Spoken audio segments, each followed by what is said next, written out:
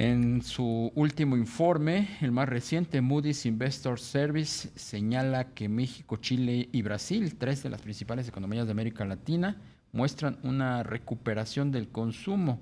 Sin embargo, la alta inflación sigue siendo una preocupación para los consumidores. Vamos a platicar con Gersan Zurita, él es vicepresidente senior de Moody's Investors Service. ¿Cómo estás, Gersan? Muy bien, gracias Darío. Muchas gracias por invitarme.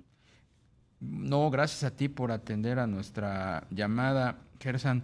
Eh, Cuando hablan de que México, y me centro específicamente en nuestro país, muestra una recuperación del consumo, ¿cuáles serían aquí los indicadores para sustentar esta afirmación? Bueno, es relativo a lo que sucedió en el 2020 durante la pandemia. En ese sentido, ha habido una recuperación tanto en la confianza de los consumidores, que se deriva principalmente en la recuperación del empleo. Ahora bien, es una recuperación un poco desigual en el sentido de que ha habido, que si bien ha habido recuperación, vamos a decir, en la tasa de desempleo y principalmente en el sector informal, no necesariamente se ha traducido en mayor ingreso ajustado por la inflación. Entonces, relativo, repito, con respecto a lo que sucedió en el 2020, sí que ha habido una recuperación, pero aún pensamos que para que esa recuperación continúe debe haber un mejor desempeño en el ingreso ajustado por la inflación, es decir, el ingreso real. Efectivamente, Garzán. Buenas tardes, te saluda Rogelio Varela. Buenas tardes. Precisamente en este tema de la inflación que pues se ha acentuado lamentablemente en este año, ¿en qué medida pues ha digamos que retrasado la recuperación del poder adquisitivo de los salarios después de la pandemia? Bueno, sabemos que en México, a diferencia, por ejemplo, de Brasil y otros países donde aún existe desde la perspectiva del trabajador la negociación laboral para un ajuste por la inflación. Entonces, Brasil, por ejemplo, el trabajador que está formalmente empleado se beneficia de esa negociación y no es que se mantiene a la par con el ritmo de la inflación, pero sí que logra, digamos, equipararse de mejor manera que como lo que vemos en México y Chile. Entonces, la inflación retrocede cuando no hay ese ajuste y principalmente el que sufre es el hogar de, vamos a decir, ingreso bajo y medio, porque su ingreso se gasta principalmente en lo que es energía, es decir, la luz y el alimento. Y esos son los dos factores donde hemos visto el mayor ritmo inflacionario. Es decir, con esta recuperación en el consumo que se observa después de 2 años de confinamiento y de una pues acendrada eh, pandemia, México empieza a experimentar tasas de crecimiento. Sin embargo, la inflación se está comiendo el beneficio de ese crecimiento. Así es. Entonces, bueno, el Banco Central de México, al igual que las autoridades monetarias del resto del mundo, están batallando con eso. Lo que vimos el 11 de agosto fue, yo diría que no, no usual para México, pero no atípico en lo que está sucediendo en el mundo, y es ver aumentos en las tasas de referencia de 75 puntos base. Normalmente lo que veríamos son 25, máximo 50 y ya vamos por 8.5%. Eso indica que hay una preocupación en los gobernantes del Banco Central en traer la inflación en México a los niveles que se consideran óptimos. O sea, el nivel más alto de la inflación en México debería estar en un 4% y está casi que al doble de eso. Gerson, y de acuerdo a lo que observan desde Moody's, ¿dónde pega más la subida en tasas? ¿En una economía como la de Brasil, que es muy centrada en su mercado interno, o en una como la de México, que está abierta? Bueno, pues yo creo que los efectos son relativamente similares en el sentido de que en el caso de Brasil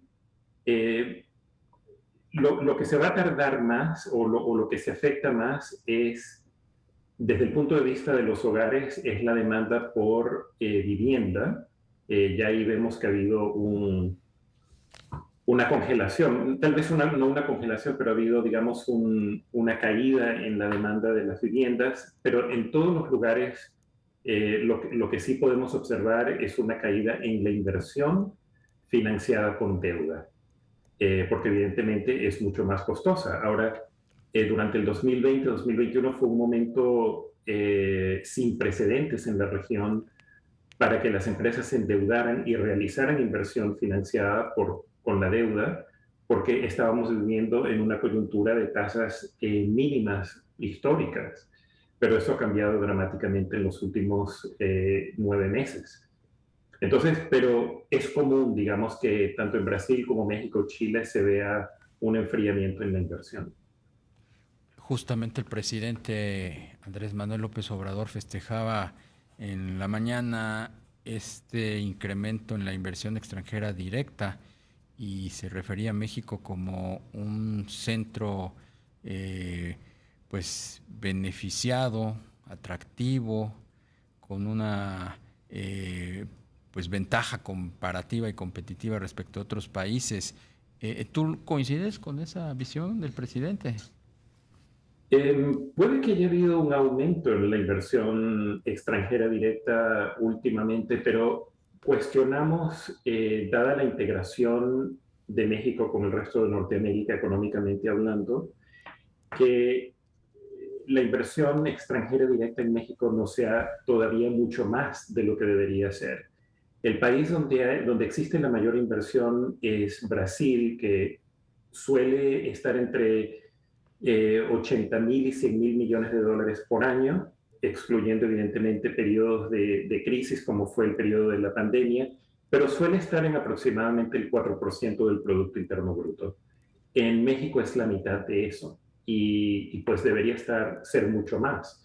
Y tomando en consideración que hay un movimiento por lo que ha ocurrido en las cadenas de suministro a nivel global de traer de vuelta ese suministro a los mercados finales, es decir, las empresas americanas traer de vuelta más cerca sus cadenas de producción, más cerca de lo que es China, vamos a decir, el país que más debería beneficiarse debería ser México y sin embargo no vemos evidencia aún de que eso vaya a ser así.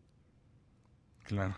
Y los movimientos, Gerson, en materias primas que pues han tenido repuntes interesantes, ¿seguirán beneficiando a la región? Yo creo que sí, porque son materias primas que si vemos a futuro, debería haber una demanda casi que garantizada.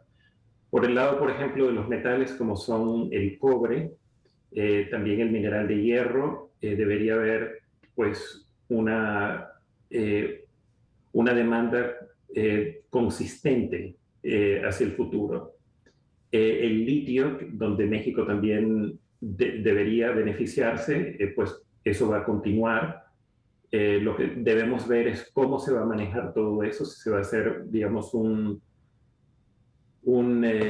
manejo del litio en México como fue con hidrocarburos en los años 30 o si va a ser una situación de mercado. Aún no me queda muy claro cómo van a hacer con eso, pero la región sí debería beneficiarse y también debería beneficiarse de los commodities agrícolas, como es el maíz, la soya, inclusive el trigo en Argentina y Brasil estarán en gran demanda. Pero todo, como siempre, o sea, no hay carencia de recursos valiosos en la región, la clave es cómo se manejan, ¿no? Pues te queremos agradecer la entrevista, Gerson Zurita, vicepresidente senior de Muchas Moody's gracias. Investor Service. Que pases buena tarde.